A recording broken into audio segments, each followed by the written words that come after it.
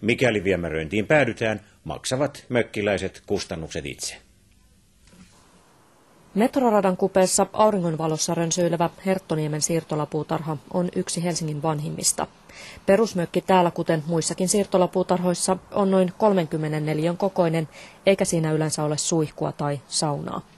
Kaupunki on kuitenkin havainnut, että vedenkäyttö siirtolapuutarhoissa on lisääntynyt. Siksi se ehdottaakin, että mökkien vesihuoltoa parannettaisiin.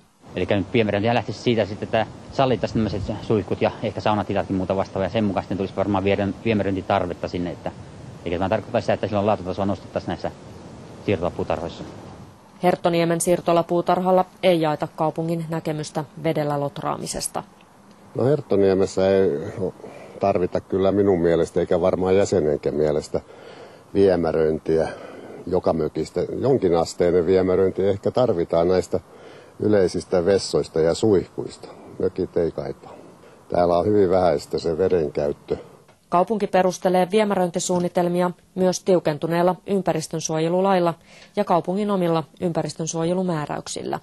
Ympäristönsuojelumääräykset määräävät niin, että sellaisilla paikoilla, mitkä ei ole vesihuoltolaitoksen toiminnan piirissä, niin siellä on todettava, että vesihuolto on niin tärkeä sen vuoksi, että ei jätevesi syntyisi ja niin sotkisi ympäristöä.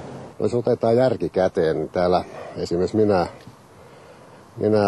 olen 5 kuukautta asutaan jatkuvasti täällä. Ja meille menee 1 pullo vairia tänään aikana astian tiskaukseen. Se on tippa 2 neliölle vuodessa, kun meillä paljon monta muuta saastetta tällä alueella on.